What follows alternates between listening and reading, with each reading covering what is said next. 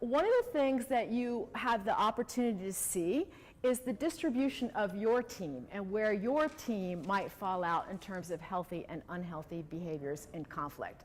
So that's kind of a good thing to discuss, wouldn't you say? And I know for myself, I can be very expressive, but there are times when trust is not present where I will gossip, and I don't actually think of it as gossip. I'm just venting to someone else, right?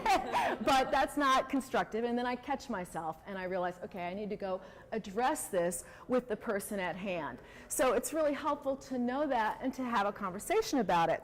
And likewise, you get to see how you might interact with the different DISC styles and really think through what might be a better approach. And basically, you go through it and personalize it, what's like you, what's not like you, how do I really make sure that I am speaking to the other person in their language.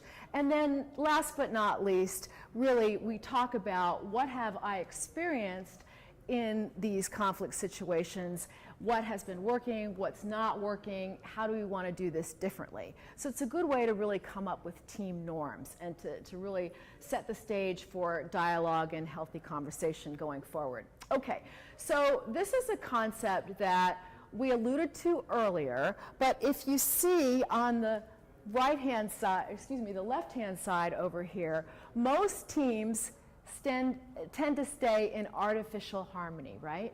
Why do they do that? It's easier. It feels easier, doesn't it? Yeah? Resistance, okay.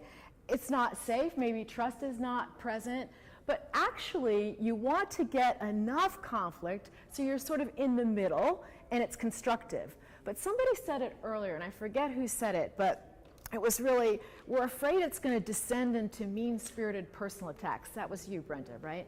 And in fact, we need to have enough of this where we really get a good conversation going. Now, from time to time, people will cross the line, but you know that's not a horrible thing. If you've ever had a significant other or a spouse or a friend or a family member, and you've had a real knockdown, drag out, and survived it, you know that you're closer and your relationship is deeper and more intimate as a result, right? As opposed to those superficial acquaintances. So it's the same thing in the workplace. And that's a very important concept that Pat Lencioni talks about.